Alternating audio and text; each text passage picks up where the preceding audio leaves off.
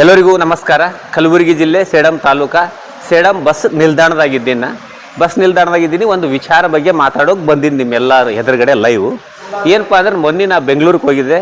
ಎಲ್ಲ city ಬಸ್ನ್ಯಾಗ scanner ಅಳವಡಿಕೆ ಮಾಡಿದ್ದರು.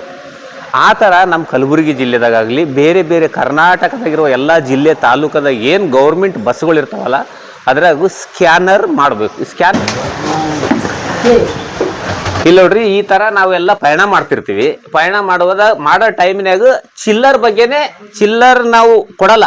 ನಾವೇನು ಮಾಡ್ತೀವಿ, ಸ್ಟೈಲಾಗಿ 500 ರೂಪಾಯಿ ಲೋಡ್ ಕೊಡ್ತೀವಿ, 200 ರೂಪಾಯಿ ಲೋಡ್ ಕೊಡ್ತೀವಿ, ಟಿಕೆಟ್ ಕೊಡ್ರಿ ಅಂತೀವಿ ಕಂಡಕ್ಟ್ರಿಗೆ.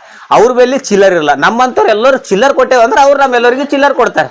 ಅದ್ರದ್ದೇ ಒಂದು ದೊಡ್ಡ ಡಿಸ್ಕಸ್ ಆಗ್ತದ. ಟೆನ್ಷನ್ನಾಗ ನಾವು ಮದುವೆಗೆ ಹೋಗೋದು ಅಲ್ಲಿಗೆ ಹೋಗೋದು ಇರ್ತದಲ್ಲ, ಕಂಡಕ್ಟರ್ ಮೇಲೆ ಜಗಳ ಆಡ್ಲಕ್ಕೆ ಚಾಲೂ ಮಾಡ್ತೀವಿ. ಆ ಥರ ಆಗ್ಬಾರ್ದು. ಡ್ರೈವರ್ ಆಗಲಿ ಕಂಡಕ್ಟರ್ ಆಗಲಿ ನಮ್ಮ ಸಲಕ್ಕಾಗಿ ನಮ್ಮ ಸೇವೆ ಮಾಡೋ ಸಲಕ್ಕಾಗಿ ಅವರು ಇದ್ದಿರ್ತಾರೆ ಪಾಪ. ಅವ್ರಿಗೆ ನಾವೆಲ್ಲರೂ ಸಿಟ್ಟಿನಾಗ ಬೈತಿರ್ತೀವಿ. ಆ ಥರ ನಾವು ಮಾಡಬಾರ್ದು. ಅದ್ರ ಸಲಕ್ಕಾಗಿ ಸರ್ಕಾರಕ್ಕೆ ನಮ್ಮ ಮನವಿ ಏನದಂದ್ರೆ, ನಾ ಮೊನ್ನೆ ಬೆಂಗಳೂರಿನಾಗ ಎಲ್ಲ ಲೋಕಲ್ ಬಸ್ಸಿನಾಗ ಓಡಾಡೋ ಟೈಮ್ನಾಗ ಈ ಥರ ಇಲ್ಲೊಂದು ಸ್ಕ್ಯಾನರು, ಅಲ್ಲೊಂದು ಸ್ಕ್ಯಾನರು, ಇಲ್ಲೊಂದು ಸ್ಕ್ಯಾನರು, ಅಲ್ಲೊಂದು ಸ್ಕ್ಯಾನರ್ಗಳು ಹಚ್ಚಿದ್ರು.